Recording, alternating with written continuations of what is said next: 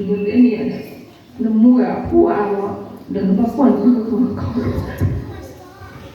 dan nemu ya coba itu coba nemu ya dulu tuh kan nemu ya tahu kan iya lah ini nyamar ya bakuan itu kan lah ibu apa pun itu tuh tahu ibu ya coba ibu itu ibu nih ibu apa ini kita mau kita Bumbunya ada belum? Aku udah ada. Kuni pahala ada yang ada kenal kan? Kuni pahala awal musik orang orang cuma. Aku tanya, ini tu kenal bang ni ada tengok dah. Mana mungkin sebenarnya ni aku ini ada nak buat apa betul le? Ada boleh semua. Dah betul le ada ni tahu orang kita kira orang kira kita. Nên là mà bạn có chỉ được tặng họ có thể đó thì tự nhiên cô lớn anh là lúc cái nào ba là mà chính mình và ông ấy của ba là ba thì cái mà rồi đi của mình là nó thì mà làm cô thôi đấy mà thì có phải là đang làm sao suốt thì có phải qua rồi tôi thì bán ăn lên thì khác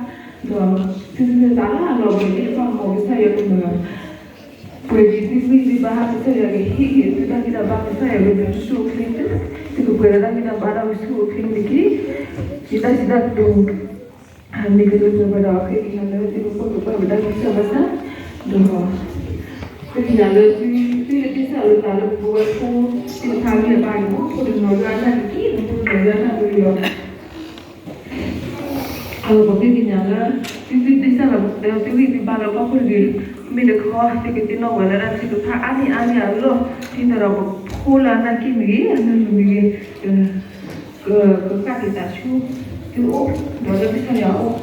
được khô được nói được là sẽ có á bát sang đang kia đó thì cái nhà rất một vài điểm hàng qua đây sẽ bây giờ rồi cái tiếng nói là đang chỉ thả nó ăn không những cái rồi quay khô thì có mò bơ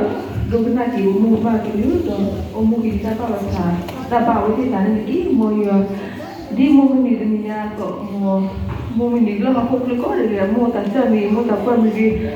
mua thì có quyền là kita barang suci rồi jual toko kue lagi itu sana lagi tentang kita barang suci ini dan suci rồi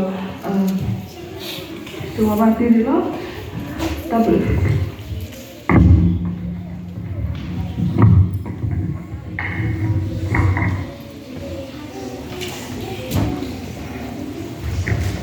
Bây giờ mày đó cái này bây giờ hoa kia là sao bây giờ bây giờ qua nhà qua đó mà tao có cái này bây giờ là có xem mà cũng có là sử dụng nó